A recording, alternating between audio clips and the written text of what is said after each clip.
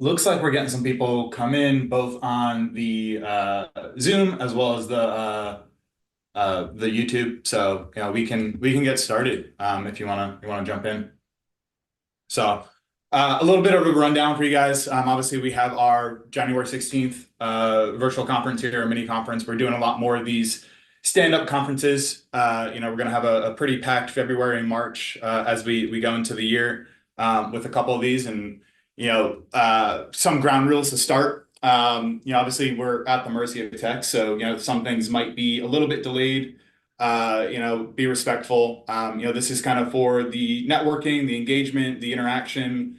Something that Trevor and I talked about as we were standing this up is, putting good back out into the industry. And that's a big portion of, why we wanted to produce this today is, there's materials like this don't exist. So, being able to put, things that are relevant that might help people, take a little bit of a one or two tidbits from this conference and be able to go back and actually utilize it in their day to day. So uh, on that note, we have a couple webinars coming up. The next one will be on February 11th with Bill McDowell, our president and CEO.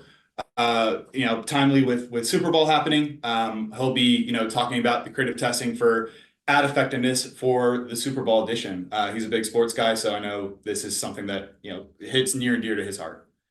The next is another Accelerant conference with one of our own, our director of client solutions, Julie. She's going to be doing a second part series. Back in December, she did a panel integrity. The next part is going to be, beyond battling the bots, winning the war on data quality. So part of the two-part series that she's doing, and that's on February 20th. We have a couple more that are scheduled for February and then some that are in March.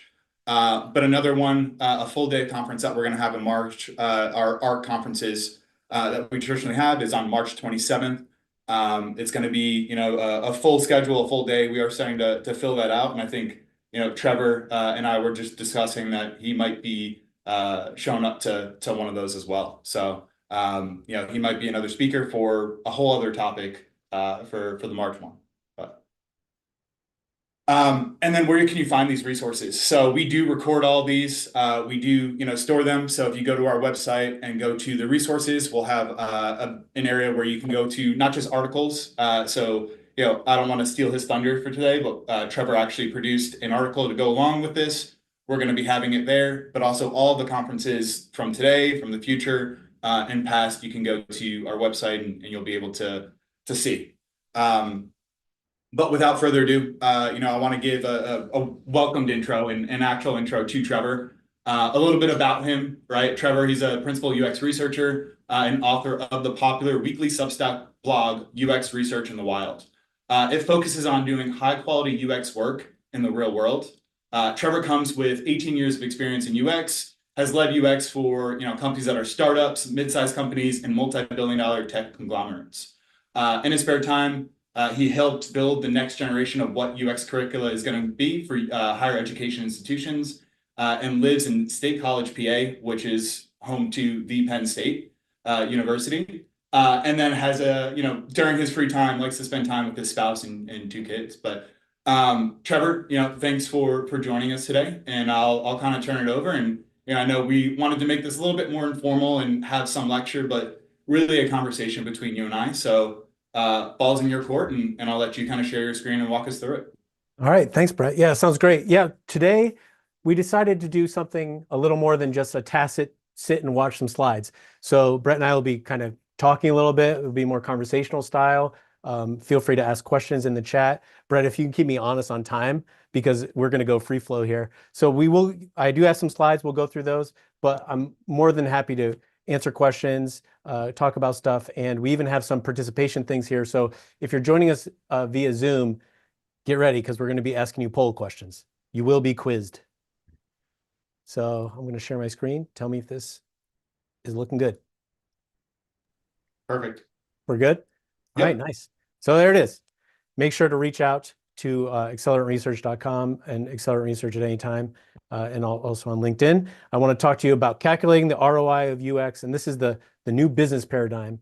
There's a lot of chatter around the UX sphere on the internet about how how can we ensure that we're making impact and amplify our impact? And I'm a big proponent of bottoms up.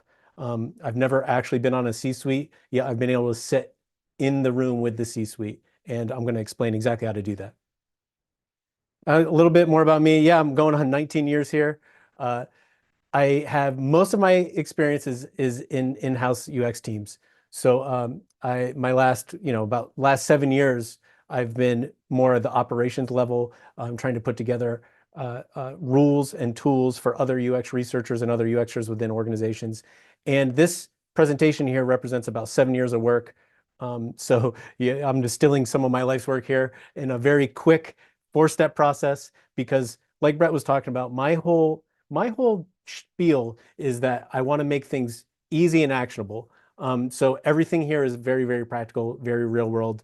And I've seen it work in small orgs, pre-profit startups, all the way up to multi-billion-dollar tech conglomerates. So this is tried, true, and tested. It's not just me. Other people have used this framework in their own organizations. So I'm pretty confident that at least a portion of what we go over today, you'll be able to start using right away. And I write a weekly Substack. So go ahead and if you want, you hold your phone up or whatever, grab that QR code. You'll see this. I've been doing it for over almost 2 years now. This is that complimentary article. It's the one that's pinned here, calculating the ROI of UX. You'll see it says a 5-step framework. We're going to go over 4 steps today. So for those of you that want to really dive in deep, I highly recommend going to the article itself. And you can see I do silly illustrations because these are big, dense topics. Each one. This is not for the faint of heart. It's about a 3,000 word article, but trust me, it will give you all the tools that you need. And furthermore, we have a handout that goes along with today's presentation. So when Brett and I were talking about this, we're like, let's hit it from all angles. So uh, we'll be able to put, I'm assuming, Brett, you'll throw the link up in the chat somewhere, but you'll be able to download this and it'll give you all the stuff. So don't worry about taking notes. All the important bits are here in the handout. And let's just start getting into it. Brett, anything you need before I get going here? I think we're good to go. Yeah. All right, let's do it. So again, here's the 4 steps. The 5th step would be elaborated on even further in the Substack article. But today we're going to go over these 4 things. And I believe they are one-offs. They're complementary, but just if you do nothing but watch this presentation, you'll really be along your way to being able to quantify your work and your team's work. So yeah, let's start off with step 1 here. We're going to talk about UX metrics and benchmarking. So first, I want to just talk about the framework to establish these metrics. We want to make sure we have terms and definitions aligned here because everyone calls these things different and they might mean different things. But here's just the basic definitions. This is how I like to think of it. Again, I try to make it really easy to understand. And if you Google this, you'll find a much longer definition. But metrics are just quantified data, right? And then UX metrics are quantified data that deal with users and UX and usability. So there are just tons of studies that prove that when you integrate UX into your business, there's that famous, I think it's McKinsey study, it says like 204% increase of XYZ when it was a design forward org. How do they get those numbers? How do they quantify? It's rigorous, it's real, it's systematic, but it's also simple math, and we're going to go through those steps. And then benchmarking. I really want to talk a lot about how benchmarking is critical for this. So it's not as mentioned much in this presentation, but the real key to this is to set this up as an ongoing practice. And the way you're going to have to do that is by finding benchmarks. This is to establish a baseline measurement so that you can compare over time. And what we want to do here is we want to just match the way your org thinks and take what we know about users and user experience and meld those together. It's quite a simple idea, yet this is one of the biggest questions I get day to day from some UX practitioners. Brett, from your standpoint, your clients are thinking about this a lot. Are they coming to you? How does this work in your world? Yeah, I know we talked about it yesterday, but I think benchmarking, especially 2023, 2024, and then into the new year, right, has been an area that we've specifically focused in. Obviously teams are shrinking. We're all aware of what research, whether that be market research, UX, design, et cetera. We're being asked to do more with less, and kind of being held accountable, right? And with that, the best way to do that and show, that return on investment, that ability to say, hey, we've produced this and this is where it's been going, is that benchmarking process, right? And I know you and I have talked in detail, more technically about like how do we do that and the different methodologies to do that and all that stuff. But definitely something we're seeing a lot more of in a lot of our major Fortune 500 companies. But also, Interesting. Yeah. yeah, right. Like it's how do we figure out or quantify like where our product is, and as we make those iterations, whether it be in an agile environment or more longitudinal, quarterly or whatnot, we want to see improvement, right? We want to see the track go up. We want to see either CSAT scores or NPS or these other components improving as we produce a feature and be able to correlate that. And we've talked as well about how to do that and how to do that well. And that's a whole other topic that I think you and I are going to hit on back in or over in March. But definitely something that is huge for the industry, right? Yeah, well, I'll touch on some methods here, but it'll be kind of a over a glancing look. But yeah, and I just really I I boil it down to just this. You want to match your efforts with the language of your organization, right? So everything you said, and then let's convert it. And if you look at my little graphics that I have in the corner, they're meaningful, right? So this is a virtuous cycle. It keeps us as researchers and UX practitioners honest, and it really feeds this kind of like loop of value within our orgs.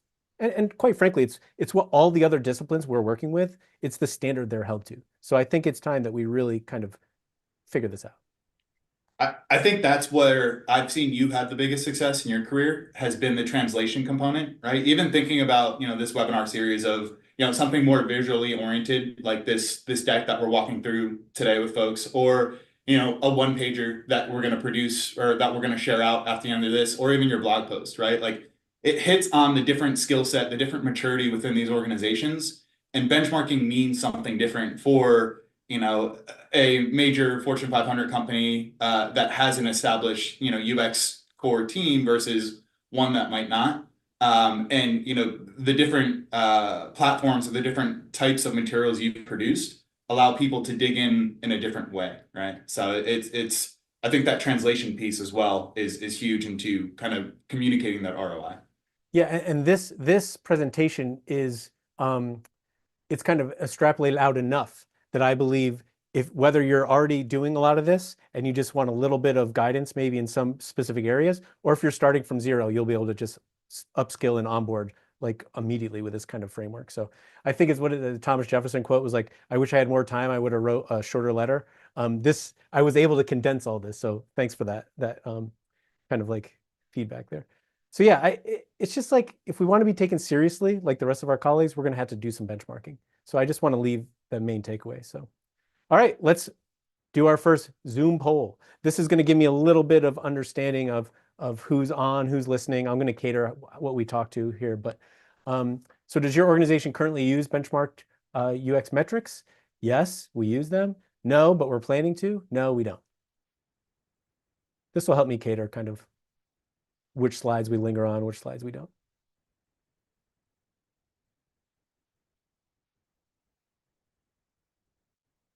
Yeah, as we wait to these results to come in, would love to know more, Trevor, about you talked about maturing an organization from 0 to 60, right? And some of that framework that you've used and that benchmarking that you've established in order to kind of push that out there, right? Yeah, I think a rule of thumb for this is to start small. And there, I do have a recommendation. I think it's either it's in one of the three communication pieces, either in this presentation, it's in the handout, or it's in the blog post. But a big recommendation is to, if you're starting from scratch, do this on one smaller project.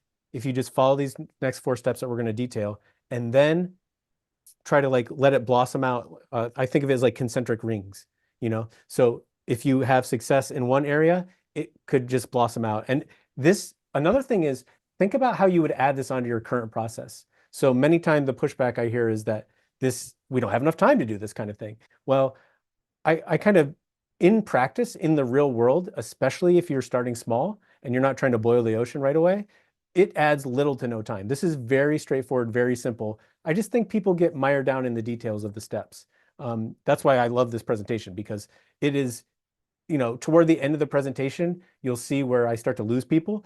But because we're going to go along the way, if you're engaged throughout, these series of Zoom polls and our conversation, that I think you'll really be able to grasp onto it. And we'll really be able to understand, even if it's the first time you've ever thought of this, by the time we get to the details, you'll be able to understand deeply what we're talking about here.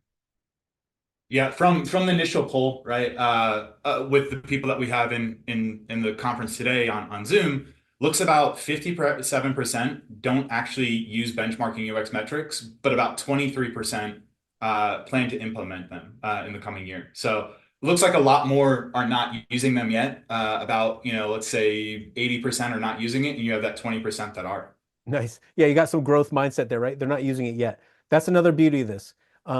The handout itself is a great reminder and gives you the playbook for how to do this. So hopefully, we've boiled this down in a way that's entertaining and memorable, but the handout, I think, will be able to jog people's minds. All right, let's get on here. So yeah, we were talking about methods. Just let me go over some methods. So, okay, Trevor, like here's the next question that I always get. Okay, Trevor, we want to benchmark, but how? Like what do you mean by this? Like what metrics? What way are we going to get this data? And that's on you. You have to go get this benchmark data. So to gather the data, there's a couple different methods. I'm going to go over just the basics here. There's your surveys. You've got your analytics. This uses analytics. If your code is instrumented, Google Analytics for websites. Um, I very clearly said quantitative usability testing, but this is all behavioral testing. Think of it at the human behavior level, less at the kind of like the qual level here. Support or help reports. So this is your tickets, stuff like that. These are kind of the 4 buckets that I want to focus on today. I'm sure every organization is unique, and you don't need all 4 of these. I'm just putting these out as places in which these popular research methods could really help. And I've color coded them because everyone likes color coding. So these are just some examples. No, I didn't put MPS in here. So that was on purpose. Talk to me later about that if you want to talk about, but these are just some ideas. So if any one of these, and this is in the handout too, right? If any one of these jogs your memory, if you're one of these 57% of people that are starting from 0, just take a look. Any one of these, something you have today. I really love the use of secondary research. Look around your org. What do we have today? What are we currently capturing? And guess what? Support's almost a treasure trove of great user-centric data. So that's always a really good place to start. In fact, I'm going to use that as our example today because I love to use real-world examples. Yeah, I think that's interesting in terms of the, Jira, Airtable. There's a lot of technology out there now that you can create those tickets that are very cross-functional to engineers, right? I think Jira specifically, in all the Fortune 50 companies I've worked in, that has been the go-to kind of platform, right? And kind of the ability to get a ticket or submitted a ticket and how you see that go through the workflow process. We had a OPMO group at one of the companies I work for, and that was literally their job, is just tracking who was responsible and what was kind of responsible. And then we started, meshing up with them to figure out, okay, how do we see all the things that we're recommending, all the things that we are doing, where is it going? So then we can start converting and tracking, like, hey, I have this research team that's doing about 50 tickets every quarter. I have this team that's doing about 10. And then we start correlating a sizing to it in order to justify, like, hey, why is there a disparity of 50 to 10 and what's the size of the actual ticket, right? But completely agree with everything you have on here. Yeah, and that's the first step here. So we're talking about these first steps. The only thing additional to your story there is then now let's quantify it, into some kind of like business forward like unit. So I like to put this in I love to do these thought exercises. So instead of like, if you Google this, you'll find a bunch of academic research and a bunch of frameworks, but I've boiled it down to just this. If you just ask yourself a couple questions, so I'm going to use this framework throughout, just ask yourself, which specific measurements will demonstrate the improvement in the user experience over time? That is a really good question to ask yourself to make sure you're gathering good metrics. All right, now I want everyone to pay attention because we're going to give a quiz here, a Zoom quiz. So we're going to do, my favorite example is fake university. I made it up. It is fake. Go unicorns. We have some sports fans here, so they're going to be playing in the big game coming up, I think. So here's the scenario. Listen up to the scenario. We're working on the online registration process for existing undergrad students. So imagine this web form. We know from listen to the details because I'm going to try to trick you in the answers, right? So know from the past research that students often struggle to register their accounts. Again, this framework, simply ask yourself which specific measurements will demonstrate the improvement of this user experience over time. Quiz time, let's pop up the poll.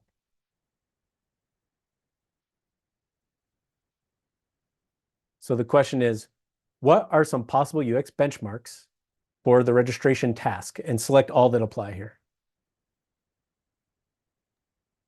And as people are voting on that, there was a comment in the chat about like research ops, right? And the role that research ops plays, how they can start showing their ROI, and how it's commonly a team that services design or research or content are overlooked at times, right? Or not supported or not given the investment.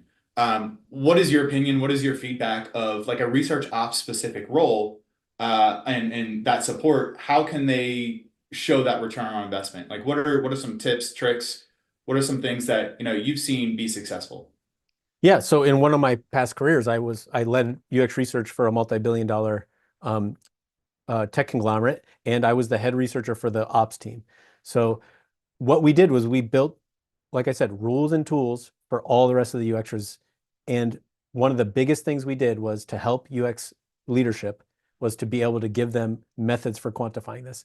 And it started it's funny, it's exactly, if you're a research team of one, or if you've got a huge UX team presence within your org, depending on where your starting point is, if your starting point is at 0, it's the same recommendation. You find that sympathetic project, you find some low-hanging fruit, something that may not, on the surface, may not be as difficult to quantify, and you go and do it once.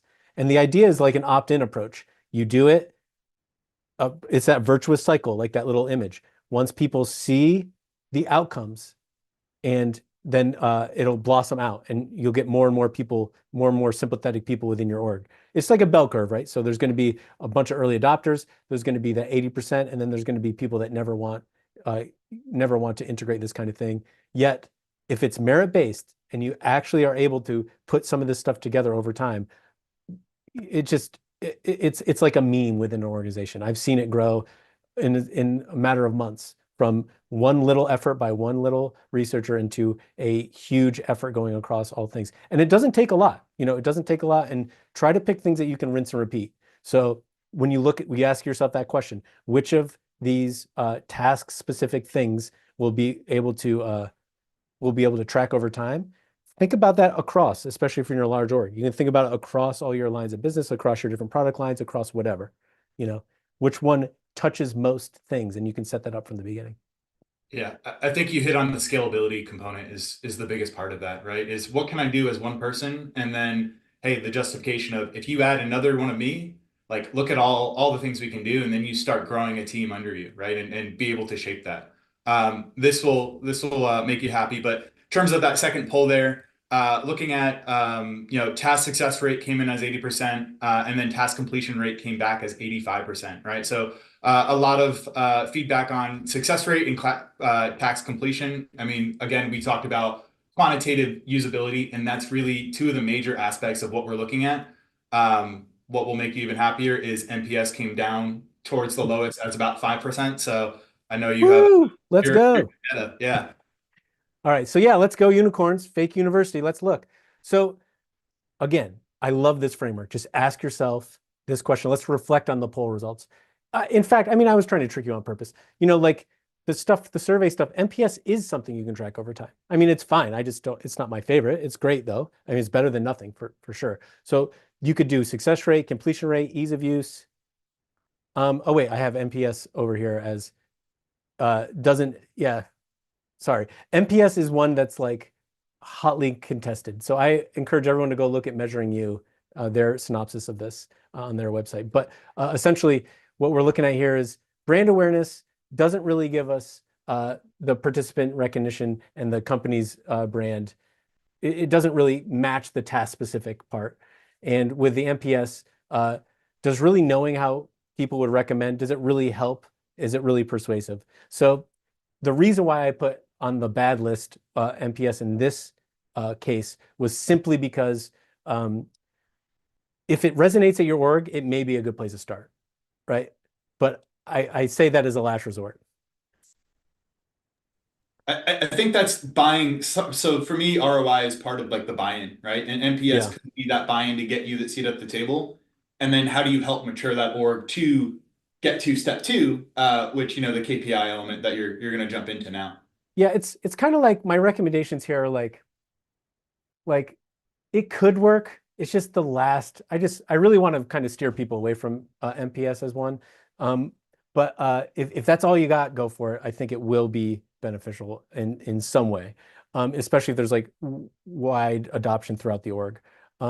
The reason why, and I talk about it in my blog post, the reason why MPS in particular is not the greatest is because it does a good job mapping to most of the business needs. So think of it as a big Venn diagram. There's business and then there's a user need, and we want to hit right in the middle. We want to hit that overlap. And it does good on the business need, meaning it may be language your business already speaks, but it really doesn't do a great job on the user need, right? It doesn't resonate as much with the usability or the efforts that a UX team are doing. Although there's studies that show the correlations, it's just not the greatest. All right, step two, picking good KPIs. So now what we have to do, now that we found our benchmarks, we need to have KPIs. So again, I love this idea to just have this framework. Ask yourself, what does my organization care about? And what are the metrics that everyone, not just the design team, pays attention to? So this is kind of the inverse of the MPS problem. So this would be like, you probably don't want to like quantify cognitive load, right? That's probably UX jargon. And I believe it or not, I see so many UX teams leaving their companies behind with UX jargon. So the main takeaway for this is picking KPIs, it's different for everyone. Again, I want to make it actionable. So most people will not say this because there's tertiary examples in which this isn't correct. But in most cases, let's be real, it should tie back to money. It's just the bottom line. This is mostly what your organization cares about. If it's, I mean, say you're a nonprofit or, you can extrapolate these learnings from that, but just know that in most cases, if you're like most of us, you're going to want to tie this stuff back to money. That's speaking the language of your org. All right, quiz. Let's see if people can get good KPIs. That was just that's just a two-slider. So which of the following make good, what I'm calling good KPIs? Perceived usability, customer acquisition rate, profit, click-through rate, operational cost savings, retention rate. I could just go too if we don't want to wait. And I think it's more of a earlier in my career, it was very much tied to doing good, right? And putting good out, making experiences or good experiences people love was the big slogan. And now, obviously, as our industry shrinks and we're understaffed, and I see that either coming in through the YouTube comments or even on the comments on the Zoom link here. It's quantifying that with the dollar signs, like you said, right? At the end of the day, we need to justify our roles and we need to find a way to make the business more profitable. And a lot of that is optimization of designs. It's a lot of making experiences easier to use and getting people to where they want to get sooner. Spending a lot of time in retail, that was a big component. How do we get conversion rate up? How do we get people from discovery to transaction sooner rather than later, right? Yeah, efficiency is a great one. It kind of, it's a great place to start. If you have any kind of time tracking data, that's a good one. If your code's instrumented already, that's a good place to start. That's a good point. Like talking about an easy starting point, that's always a good one. Yeah. Still waiting on those results. Looks like they finally came in. Retention rate is the highest at 72%. And then we have customer acquisition rate is about 69, 70% there. So those are the top two for the results here. Yeah. I mean, the TLDR is just, does it equal money? Profit, that's literally money. Acquisition, convert to profit or projected profit equals money. Operational savings, cost is a type of money. It's a negative money, but you can save negative, you can improve on negative money. Retention rate, lifetime customer value is money over time. So it really is. Just ask yourself, does this stuff tie back to money? And perceived usability, you know, it is important to understand this, but how does that convert to monetary value? The perception of usability, right? This is what we'll get through surveys, you know, those kind of like some of those big sus type surveys. Click-through rate, although it measures engagement, it rarely translates directly to revenue or costs. These are more what I would call marketing metrics. You know, it kind of falls in that gray zone of the NPS. All right, so now we've got our metrics. We understand, we've just asked ourselves that simple question, what task-specific thing can we track over time? That gives us our metrics. Now we look at all the possible things that fit that criteria within our organization, and we say, which one of those are easy to convert to money? And then to Brett's point, if you're thinking about scale, you know, opt for things that go across different product lines, across different workflows. If it's a single product, something you may be able to enhance later on. And then the last, do the conversion. This is the part that I lose everyone. This is the part that people just have trouble doing. A vast majority of the consultation work I do with other UX research departments is on this component. So we got to convert those things. So let's say this is where we're talking about average time it takes to provide. This is just an example, right? Operational savings. So I'm going to just straight up do an equation. Instead of trying to talk the theory, we're going to backtrack this. We're going to reverse engineer it. So let's talk about operational savings equals the amount of money saved, right? Couldn't be any simpler. But we have to do that conversion because this is not literally the same thing. Time, we talked about time earlier, you must convert to money. So think of it very simplistic. So liters to gallons, you know, 7.6. I love this example because it's like not a round number because you're not going to find these easy conversion points, right? So this, you could easily see how when you're converting whatever, it's like metric to whatever, I forget what it's called, the non-metric system, what we use in the United States. But like, you know, those kind of conversions, this is where it kind of gets complicated and they compound on one another. Okay, here we go. Pay attention. We're back at Fake You. Let's go unicorns for the big game. The scenario, you talked with your colleagues in the registration office, and they said they've been spending a lot of time on the phone helping undergrads. So there we go. We know this is a problem where, we have support tickets. We have support time that's being tracked. Great. This is a great way to tap in, a great starting point. So we decide that your UX metrics is time spent on calls. Why is that the metric? Because it's something that's specific that we can track over time. So we take the average salary. Now this is, you have to go on a little bit of a fact-finding mission. So we think in research land, you know, like this kind of stuff is not inherently a UX researcher's job, but we're perfectly suited to do it. We don't really we think about secondary research as like past interviews, you know, user interviews, past usability studies, past, you know, go back and look at the integrated metrics like in the past, those kind of things. But there's a whole wealth of information that you have to track down within your org. So if your first step is to identify the things, figure out what's your good KPIs, now you need to actually track down the real data. So we find out that this is the average salary of a help person. We take it down to hours. You always have to kind of think about what are we going to actually do. So this is liters to gallons, gallons to liters. And the final equation will look something like this. So total time spent before the redesign. By the way, see this semester, you also need to have converted units, right? Days, quarters, semesters, whatever makes sense for your work. Minus the total time spent. Okay, so we're trying to figure out cost here, is equal to the time reduction of the calls. Pretty simple. Take the time reduction, multiply that by the hourly cost, and we get our money saved. I'm going to go through that one more time. So the time spent before minus the time after gives us the difference. Take that difference. This is tracked over time, right? What I mean by the difference. Then you convert that time to money and you get saved money. This is pretty straightforward, pretty simple, an example that anyone could run with today. So let's actually plug it in. It could be something like this. X amount of hours minus the amount of hours after the redesign. Wow, look at how fewer hours we've done. We did such a good job on that web form. Good job, UX team. Fake U is very good. They hire only the best at Fake U.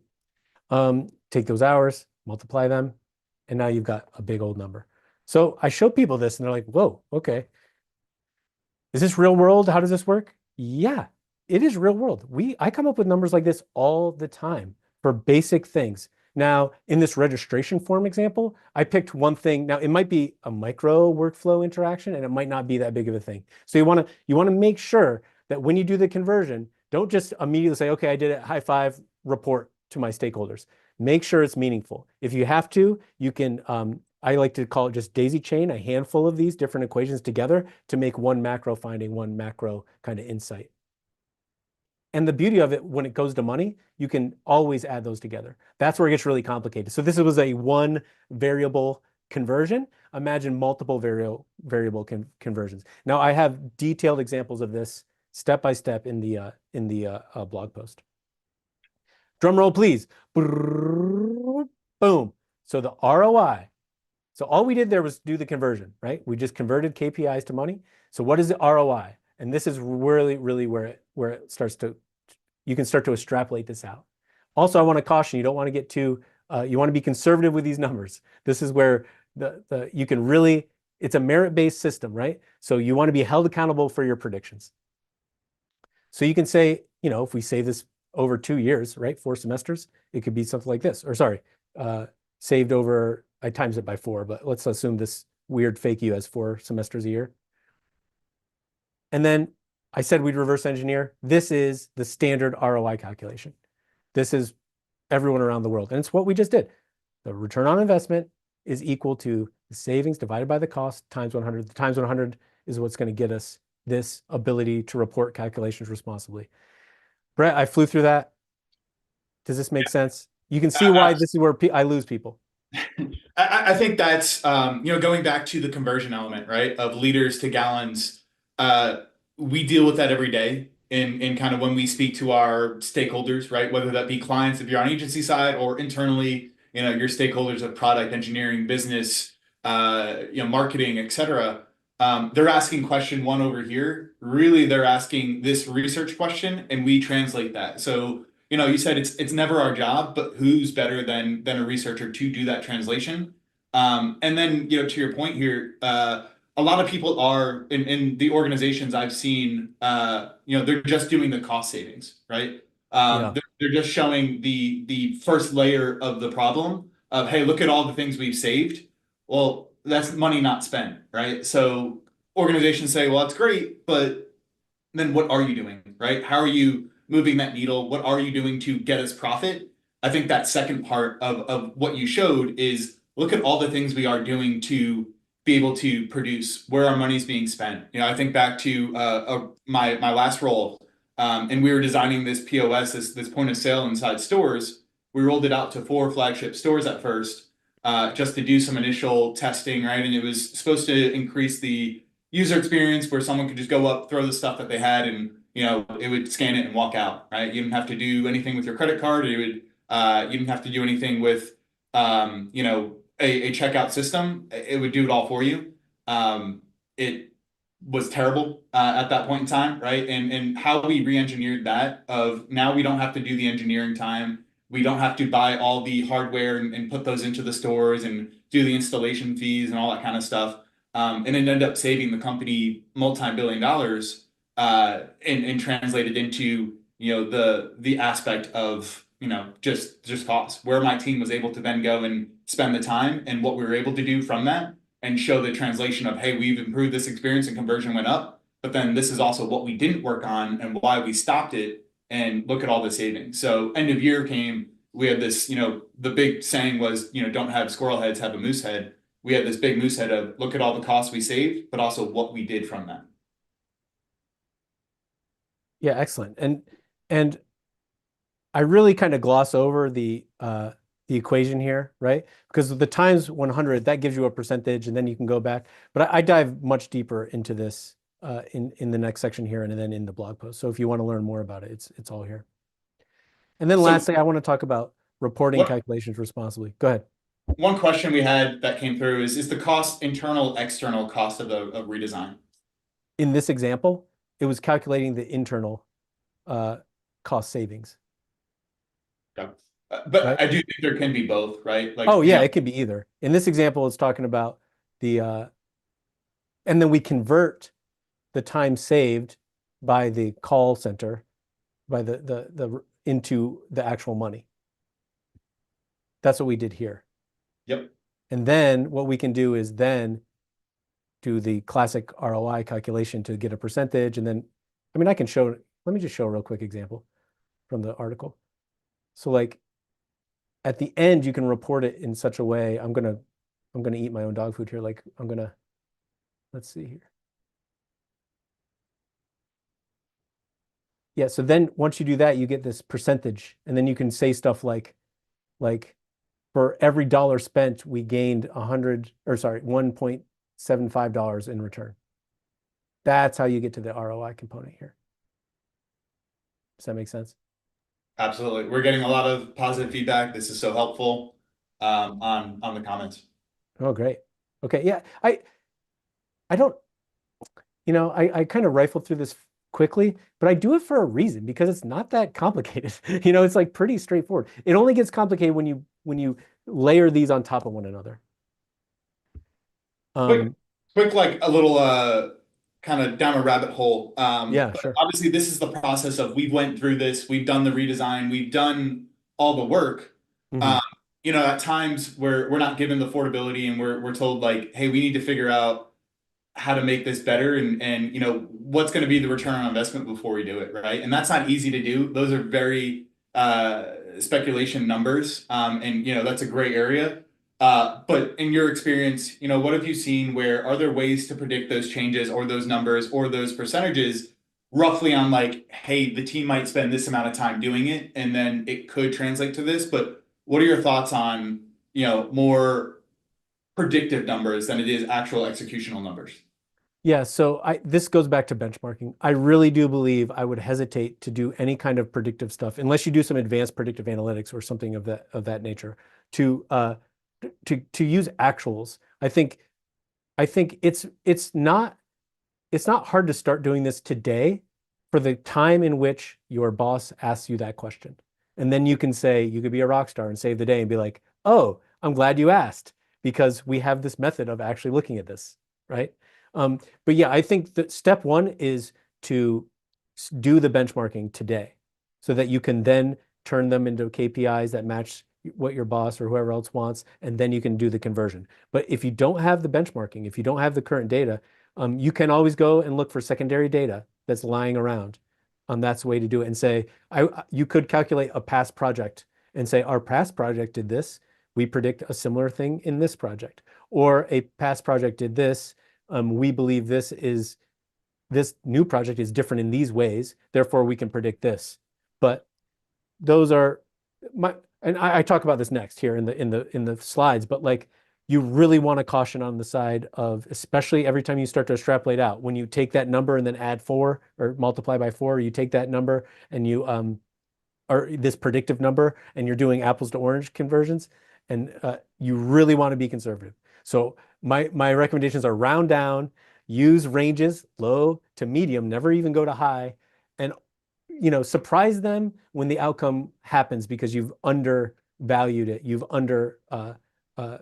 estimated your predictions, because nothing is worse than the opposite. You want to tank. That's actually a good point. If you want to tank this initiative, overestimate, and then when the actuals come, build all these unfounded expectations. I liked your point of the example, right? Of calculate the ROI on a past project. And it's almost that agile nature. It's almost that fail forward component of what research and design and that space is really meant for. It's not for certainty all the time. It's more of a let's go experiment and figure it out. And getting into that world of certainty, getting in that world of, hey, should we even spend this money? then it really starts putting that cog in the machine. And does that set the precedent to create a culture that, it's going to be difficult to do these experimentations that lead to the innovation, that lead to the newest Yeah. technology or features that we might need, right? Yeah, exactly. And like I'm confident that like the handout itself is enough information to start doing this, you know. But I mean, it is supplementary. It's right. The example I use in here is, guess what? That's a web form from, you know, I forget what I call it, a university's web form. So there's the simple example. And then there's a more complicated example down here where we go really, really nutso. That's more real world. These conversions are extremely powerful. And it really is these 4 steps, rinsed and repeated. So the fifth step on there is just rinsing and repeating. You can think of it like that. But if you understand this framework, then you'll understand that all you need to do is rinse and repeat to get these compounding kind of like benefits from your calculations. So you have to remember a couple things. And this is where it gets a little weird because as researchers, we're usually talking about actuals. These are not actuals and they're not financial projections, right? These are extrapolations. Once you do that conversion and you start to extrapolate out, it's based on projections. So now we're in the world of strategy. We're in the world of business analytics, business strategy, stuff like that. Just acknowledge that. I want to put that out there because sometimes I get to this point with teams and the researchers are slightly hesitant and they're like not comfortable reporting this stuff. And like, no, let's just stick with time. It's like, no, the conversion is critical. And this, again, if you're concerned about it, round down, think of it like that. These don't have to be perfect and they won't be perfect. They are projections again. And just be transparent. Say every step of the way exactly what you did. Don't put it in your report, but always have that hyperlink for that one stakeholder that doesn't like the outcome, so they want to read up on it. And it's a virtuous cycle. It keeps you honest. And if you do these 4 steps in a very rigorous and honest way, like for instance, I talked about like what would this look like if it were easy? If it were easy and you just started with some like secondary research or whatever, be transparent in the report. Do not pretend. Your tendency will be to pretend that these are solid numbers, right? That they're like hard, fast actuals, like we deal with when we're looking at user behavior data. It is not actuals, it's projections. Just know that and be transparent about it. So last time, our last visit to my favorite university on earth, fake you. So we saw the reduction in time. Now what are we going to do? We have to, assuming the average cost for 1 hour of the operator's time was, like we said, 26.44. That's a projected savings of X amount over 1 year, X amount over 3 years. You can keep extrapolating out, right? Again, we're going to round down, but this is how we might want to say it. This isn't the slide. This isn't the report. This is the storytelling aspect. So data as storytelling is a huge kind of theme. This is kind of how I think of it. So you can say this. Keynote the bolded words, approximate, right? So it costs us approximately this amount to make. So you want to front load with that. We estimate our return on investment will be around the number that we got over 3. By the way, what's that unit? That unit is whatever resonates with your organization, right? It could be semesters, it could be years, it could be whatever resonates. And then that's really all I wanted to talk about here is that like at that final stage, you want to make sure that you're being very, very clear with the word approximate. Estimates, they're not actuals. I kind of got ahead of myself. I went on my rant before the slide, but that's the slide that goes with the rant. And then, so this is just the 4-step recap, right? You want to make sure that you're using real UX metrics. You want to make sure you have business-facing KPIs. Don't forget the user, but make sure that they're business-facing. Here's a hack. It's going to be money. You want to take that and convert all that stuff, and then you want to report with 100% transparency. If you follow those 4 steps, like I said, the 5th step is just rinse and repeat on more complicated type calculations. But this framework, I've seen scale, I've seen people upskill really quickly, and you can start adopting it today. So I hope this was kind of a helpful framework for thinking about it. And then I just want to leave us with like a final thought here. It's like, why really even bother to do this? I think we've probably convinced everyone by talking through here, and we have a sympathetic audience, I'm guessing, of people that understand this in general. But like, it's really, really essential for us to not just lean on that McKinsey's, I think it was McKinsey, that study that says we can't just go into and say, you need to invest in UX because some macro study proved that design forward companies save up to 240% worth of efficiency. That is true, but I've never, ever, ever seen a macro overarching data point like that move the needle when it comes to the real world. In the real world, we're going to need to really show our actuals, or not actuals, but we're going to need to show our real impact using these kind of projected strategic type calculations. By changing everything to money, we're talking to them in their own language by using the metrics that we have. So you're going to have a whole bunch of metrics. Only keep the ones that we think resonate. Start there. That's a really good, I see so many people go down the wrong path when they pick the metric that resonates the most with the design team. You want to really think outside the box. If you have to, find a sympathetic internal business partner who's going to like help evangelize this idea across your org. That's a really good way to do it. Run it by them. Is this something that you think we care about? Usually you kind of know this, but when in doubt, run it by some people. And that's all I got today. So I want to open up for Q&A, and I want to give a little, you can sign up and download the handout here. So go ahead and hold your phone up, click the QR code, and you'll get this. This is for the folks that like are not going to deploy this right away and didn't take copious notes. This gives you everything, all the cliff notes. You don't, you're not going to need all the, you're not going to need all the fluff in there, all the nonsense about fake you. That'll just give you the bare minimum that it will take to execute this. I've literally seen UX research practitioners take nothing but that document and then run with it and be able to execute. So I highly recommend you look at that. In terms of your recap, Trevor, I think like the main things that resonated with me is like you create allies, you have these friends positioned throughout your organization, right? And it's kind of putting that fishing pole out there to tease them with, hey, is this a metric that's going to hit with your portion of the org? Like, is this the way you guys do things? And relying on those allies, right, cross-functionally, and making those translations. But then also, something that I've seen, especially lately with an influx of, more junior staff going into the research space, has been the overindulgence of data, right? Just because I collected the data, I have to regurgitate it back.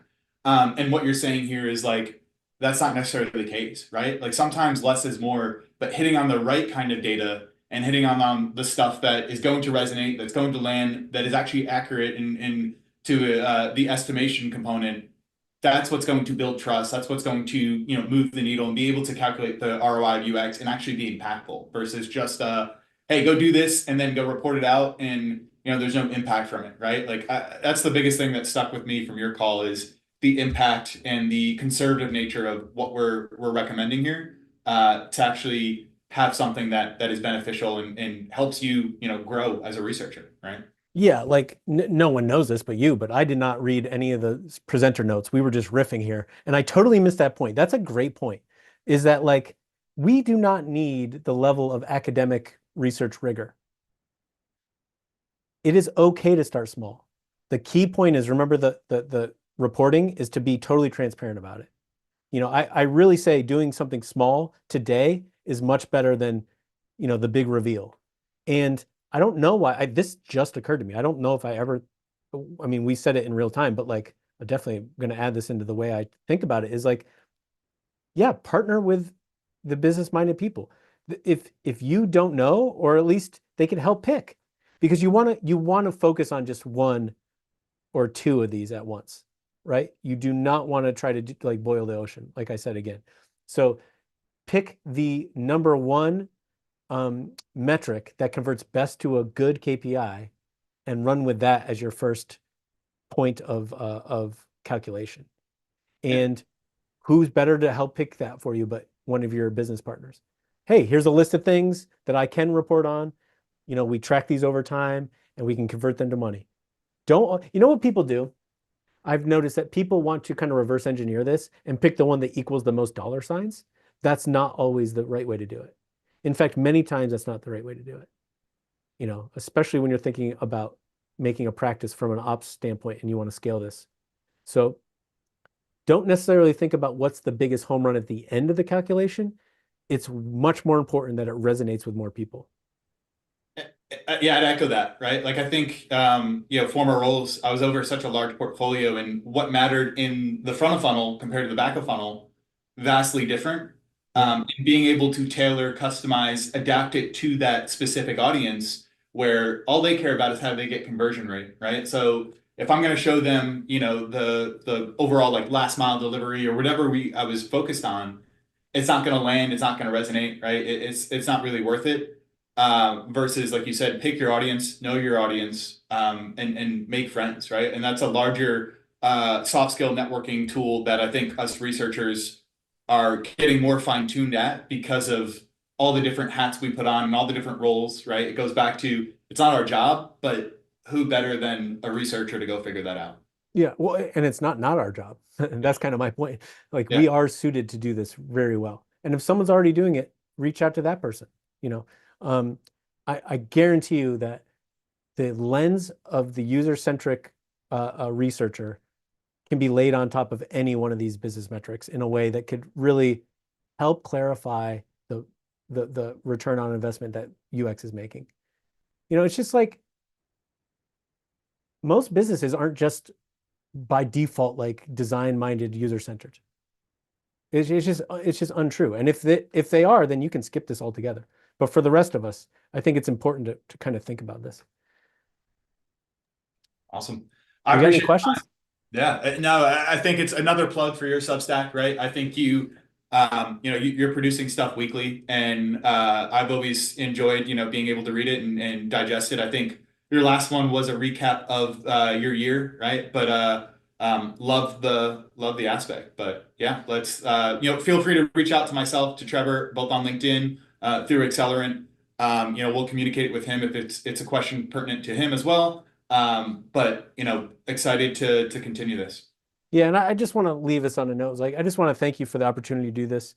When you reached out to me about this opportunity, I had no idea what we do. I mean, I remember the first conversation was like, here's a bunch of stuff that people ask me about. Which one do you think? And the ROI one stuck out in a big way. So I just wanted to say thanks. There's a companion article on my Substack. It's also been republished on userinterviews.com, like a version of it. It's slightly distilled down even further, but the one on my Substack is the one that's got all the nuts and bolts and the craziness, including an extended version of. So the most complicated example in this presentation is the simple example in the Substack article. So if you really want to dive into it, I think it's a little more practical in that case. But again, I highly encourage everyone to download the handout and hit me up on LinkedIn at any time. I'm happy to talk more about this kind of thing. So I just want to say thanks. That's what I want. I want to say thank you for allowing me to have this time to talk to your audience and to just kind of like lay this out in a really real world actionable way. Yeah, absolutely. Yeah, we always appreciate it, and looking forward to March as well, and hopefully having you back. So, yeah. Any questions? Feel free to reach out, guys. Thanks for the time. Oh And wait, are you going to put a version of this on your blog as well? Do you think? yep, we should be producing that later today. So that will be coming out, and then we'll also link that to Trevor Substack and the user interviews. Yeah, Original. it's irrelevant to for me which of the blogs you read, but it is a nice companion piece to the presentation and the handout. So. Yeah, awesome.